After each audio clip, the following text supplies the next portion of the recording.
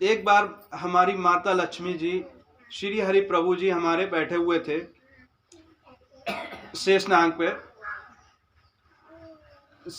पे बैठे हुए थे। तो एक कच्छप जो था वो बार बार प्रयास करता था और वो चढ़ने की कोशिश करता था, उसे माता हटा देती थी। हमारी माता उसे हटा देती थी बार बार। वो बार बार प्रयास करता, बार बार हटा देती थी। बहुत देर तक उसे प्रयास करा, लेकिन वो ऊपर नहीं चढ़ पाया। तब वो नीचे पानी में नीचे नीचे कह रहा था मालिक से, हे प्रभु, क्या इन्होंने ही ठेका ले रखा है? अम्मा के लिए कह रहा, हे प्रभु, क्या इन्होंने ही सेवा का वरदान ले रखा है? क्या हमारा कोई औचित्य नहीं? आपने बनाया काहे को हमें? कछुआ कह रहा है मन में, प्रभु जी से कह रहा है, हे प्रभु, मेरा औचित्य क्या है? आपने बनाया क्यों? और मैं इतना खुशनसीब हूं कि आपके चरणों में होकर भी आपके चरण नहीं छू पा रहा हूं। प्रभु जी, क्या सारी जब तक मैं रहूंगा तब तक क्या आपके पैर नहीं छू सकता? क्या माता ने ही ठेका ले रखा है? इस तरीके से उसके मन में बात आई कच्छप के। तब प्रभु जी तो वहीं लेटे थे, लेकिन उसके पास सूक्ष्म रूप में गए और प्रभु जी ने वाणी करी, हे कच्छप, जब मैं नर रूप में अवतार लूंगा तब मैं तुम्हें यह मौका दूंगा। तब केवट को बुलाते हैं प्रभु जी, निषाद राज जी हमारे होते हैं। निषाद राज जी बुलाते हैं कि केवट यहाँ आओ और हमारे प्रभु जी को पार कर दो। तब निषाद राज केवट आते हैं। केवट कहते हैं, मैं तो ऐसे पार नहीं करूंगा। तो बोले क्यों? बोले क्या बता, तुम्हारे इन पैरों से जो अहिल्या थी वो सिल थी, वो औरत बन गई। कहीं ऐसा तो नहीं कि मेरे पैर, आप मेरी नाव पे पैर, लकड़ी के नाव पे पैर रखो और ये भी कुछ बन जाए, तो मैं कैसे विश्वास करूं? तो हमारे लक्ष्मण भैया को थोड़ी सी गुस्सा आई। बोले, तेरी इतनी हिम्मत, तू हमारे भैया से, प्रभु श्री राम जी से हमारे कह रहा है कि तुम्हें पार नहीं उतारेंगे। तो उन्होंने अपना एक बाण निकाला और एकदम धनुष निकाल के सीधे, मतलब निकाल नहीं पाया, पूरे इस तरीके से रह गया। तो लक्ष्मण, प्रभु श्री राम जी बोले लक्ष्मण, धैर्य रखो। बोले, भैया क्या धैर्य रखो? बोले, ये आपकी इतनी देर से बात ही नहीं मान रहा है। निषाद राज जी भी कह रहे हैं, तब भी बात नहीं मान रहा है। आपकी कोई बात ही मन नहीं मानता है। तो प्रभु श्री राम जी बोले हंस के बोले प्रभु जी लक्ष्मण से, बोले, लक्ष्मण, जिसके घर से निकलते ही बातों की अवहेलना हो जाए तो उसकी फिर कौन बात मानेगा? तो बोले, कैसी भैया अवहेलना? बोले, जब हमें पिताजी ने कहा कि तुम वन में जाओ, तब तुम धनुष बाण लेके चल दिए। हम तुमसे कहते रहे, लक्ष्मण यहाँ रुक जाओ पिताजी के पास, लेकिन तुम नहीं रुके, तुमने भी बात नहीं मानी।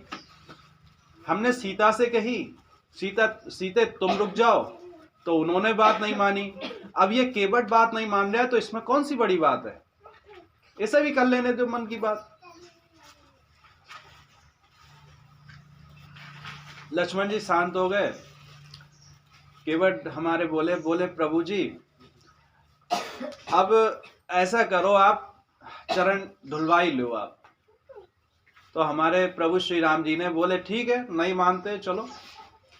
तो पैर धुलने लगे। तो केवट बड़े होशियार थे। मालिक की कृपा ऐसी हो जाती है, आदमी के पास होशियारी खुद आ जाती है, अगर वो भक्ति में है तो प्रभु जी ने अपना पैर उठाया और बर्तन में रखा, तो वो धीरे धीरे मलने लगे। तो प्रभु जी बोले केवट, जरा पैर जरा जल्दी धो दो भाई, हमें खड़े नहीं हो मिल रहा। तो बोले, प्रभु जी जल्दी काहे की है? ऐसा करो, आपको अगर एक पैर से खड़े नहीं हो मिल रहा, तो जो एक हाथ हमारे सिर पर रख दो। तो प्रभु जी बोले, देखो कितना चालू है। बोले, हम हाथ नहीं रखना चाह रहे इसके सिर पे, और जे बड़ी होशियारी से कह रहा है कि प्रभु जी खड़े नहीं मिल रहा, तो एक हाथ हमारे सिर पर रख दो। बोले अरे हम खड़े हैं, तुम फटाफट जल्दी जल्दी जल्दी पैर धो। तो वो अपने आराम से धीरे धीरे छूने लगा। पैर धुले, पैर धुल के दोनों पैर धुले, तो उसने उस जल को क्या करा, कहते हैं ना कि चरणामृत बनाओ। चरणामृत किसे कहते हैं?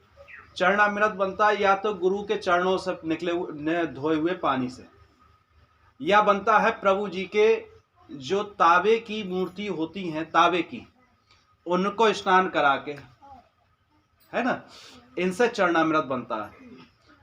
तो उसने क्या करा, जब वो पैर धुले तो पैर धुल के उसने उस पानी को फेंका नहीं, उसने उस परात भरे पानी को ऐसे ही पी गया। तो प्रभु जी बोले ये क्यों कर रहे हो?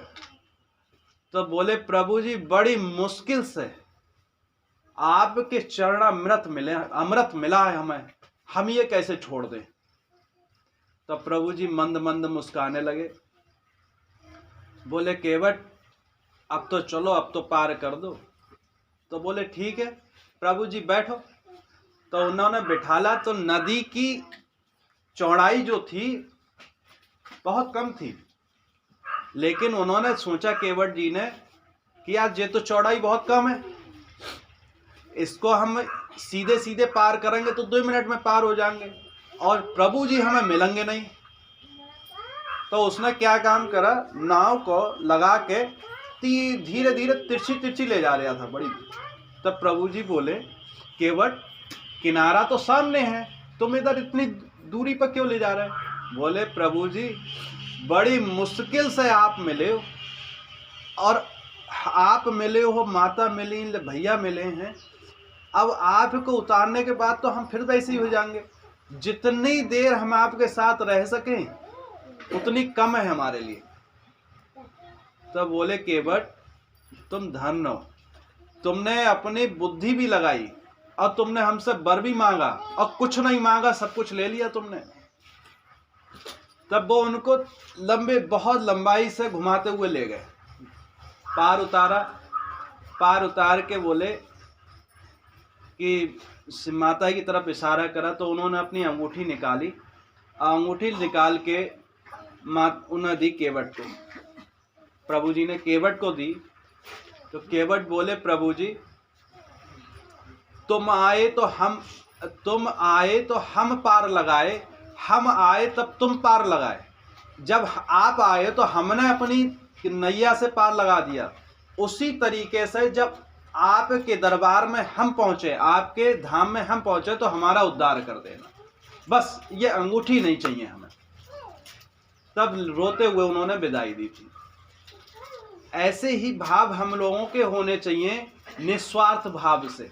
भक्ति कभी भी करो निस्वार्थ भाव से करो।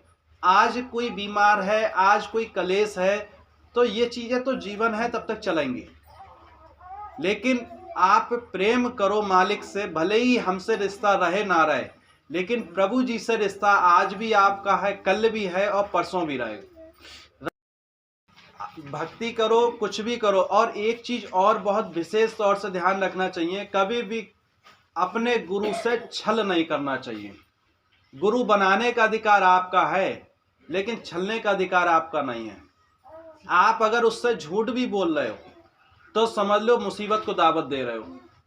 अगर उसके प्रति कुछ भी भाव गलत रख रहे हो तो समझ लो मुसीबत को दावत दे रहे हो। क्योंकि जैसे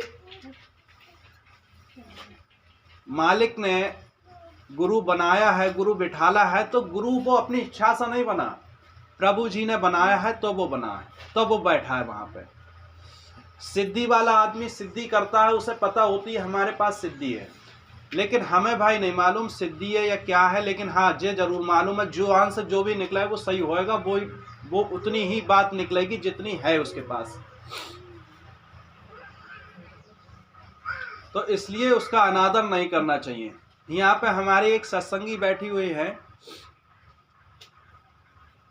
छल कपट तो नहीं कह सकते, लेकिन हाँ झूठ बोल गए हैं वो हमसे,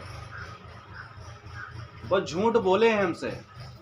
और झूठ बोलने का अर्थ है उनके घर में होली तक शायद कोई अर्थी ना निकले, नहीं तो एक अर्थी निकलेगी उनके घर में। जिसने अगर नहीं सुनी है वो फिर से सुन ले।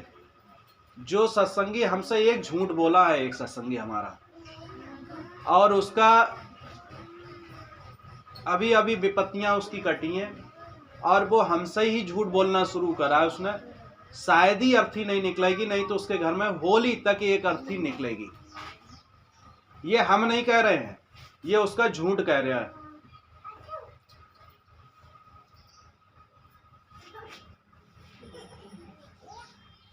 प्रभु जी के दरबार में प्रभु जी से छल कपट नहीं करा जाता। आप कहीं भी बैठो, किसी की भी तस्वीर हो, घर में अगर कोई तस्वीर भी लगी है तो वो भी आपको शक्ति देती है। कोई भी तस्वीर अगर लगी है तो उसे धूल से, गर्द से बिल्कुल साफ रखो। कम से कम तस्वीर लगाओ, ज्यादा लगाओगे तो सफाई अभियान नहीं कर पाओगे अपना। कम से कम तस्वीरें लगाओ। मालिक की, प्रभु श्री राम जी की एक छवि, विष्णु भगवान की, भोलेनाथ बाबा, किसी की भी छवि है तो उस छवि में के बराबर में प्रभु श्री राम जी के पास पूरा परिवार सहित एक फोटो घर में रखो, क्योंकि आप लोग परिवार के लिए ही यहाँ आते हो। और पूरा परिवार, चाहे भोलेनाथ बाबा का हो चाहे प्रभु श्री राम जी का हो, एक परिवार की फोटो घर में होनी चाहिए। सुबह को उठो, आंखें, इशारा अपने शरीर का इस तरीके से रखो कि भजन करके या भजन से पहले आप उठे तो सीधे मत्था वहीं पे लगे जाके प्रभु जी के आसन पे या प्रभु जी की छवि पे। प्रभु जी के छवि बनी हुई है, आप सीधे आंखें बंद करके जाएं और सीधे जय श्री राम, जय श्री राम, जय श्री, और एकदम छवि को पूरा देखें। कोशिश करें कि मेरी नजर जो पड़े सुबह को उठते ही प्रभु जी के दर्शन हो, क्योंकि ये लोग, हम लोग जनमानुष में हैं, हम लोग उठते हैं, अपने अपने चेहरे देखते हैं, अपने अपने मत देखो, क्योंकि हम लोग तो वैसे ही दुखी लोग हैं। आज नहीं तो कल सही, कल को दुखी तो होने ही होने, ये तो निश्चित है। जब आप उठो तो सीधे सीधे कोशिश करो कि मेरी प्रभु जी पे छवि बैठे, मेरे जो छवि प्रभु जी की परिवार सहित लगी पूरी छवि मेरी आंखों में रहे। ये शुभ लक्षण होते हैं। शीशा अगर किसी के घर में है, जिसे बोलते हैं ड्रेसिंग टेबल, तो अगर वो है तो उस शीशे को ढक के रखो, क्योंकि जो शीशा होता है वो हमारा रूप होता है, रूपांतरण। जो हमारा रूपांतरण होता है, तुम उसे देखो ना देखो, वो हर वक्त तुम्हें देखता है, अच्छा भी देखता है और बुरा भी देखता है। और जिस घर में, ये मैं आज मालिक बुलवा रहे हैं तो इस वजह से बोल रहे हैं, वरना अभी तक सत्संग में कभी ऐसी चर्चा हुई नहीं। आप उस शीशे को नहीं देखते हो, लेकिन शीशा आपको देखता है, अच्छा भी देखता है, बुरा भी देखता है। और जिस घर में ये शीशे बगैर ढके होंगे, उस घर में स्त्री का कलेश हमेशा बना रहेगा। उस शीशे को ढक के रखना चाहिए। आपको जब आपको श्रृंगार करने हैं या कंघी करने हैं, आप पर्दे को हटाओ और श्रृंगार अपना कर लो, लेकिन पर्दे को, शीशे को ढक दो। अगर आप नहीं ढक रहे हो तो कलेश का कारण वो बनेगा। इन चीजों को, छोटी छोटी बातों को ध्यान रखा जाता है, वरना ये कलेश हमारे घर में देते हैं। ठीक, अब थोड़ी देर भजन कर लो। जय श्री राम, जय गुरुदेव पवन सुत हनुमान जी की जय।